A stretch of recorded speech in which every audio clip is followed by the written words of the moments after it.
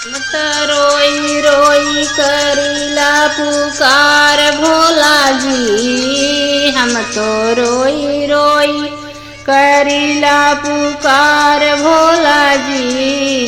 देता अपनी चरनिया ले पखारी भोला जी। देता अपन चरनिया ले पखारी भोला जी।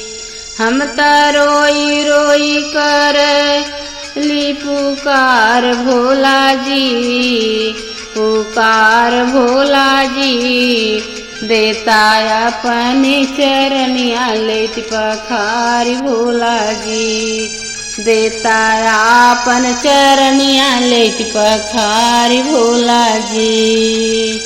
हम त रोई रोई करली पुकार भोला जी। पुकार भोला जी।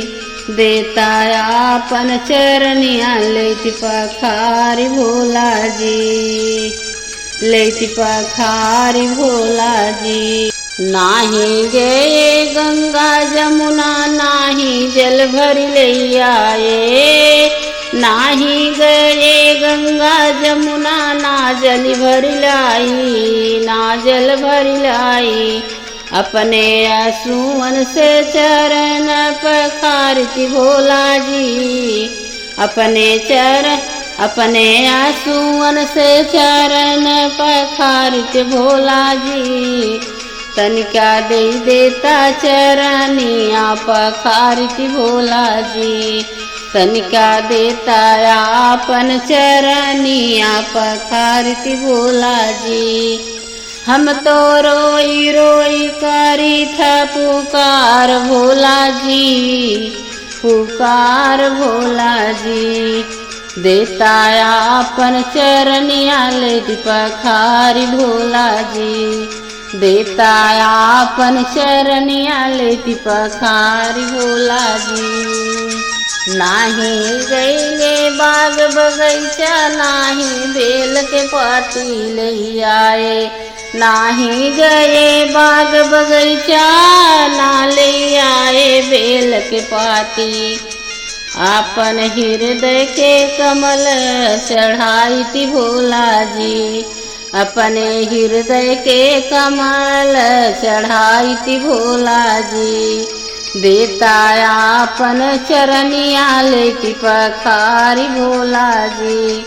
देता अपन चरनिया लेति पखारी भोला जी। हम तो रोई रोई करीला पुकार भोला जी। रोई रोई करीला पुकार भोला जी। देता अपन चरनिया ले पखारी भोला जी।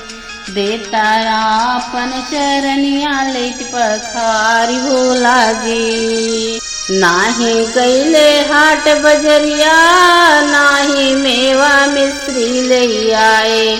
नाही गए हाट बजरिया ना लाई मेवा मिश्री। अपने श्रद्धा से भोगवा लगाई थी भोला जी। अपने श्रद्धा से भोगवा लगाई तीरा भोला जी। देता अपन चरनिया लेति पखारी भोला जी। देता अपन चरनिया लेति पखारी भोला जी।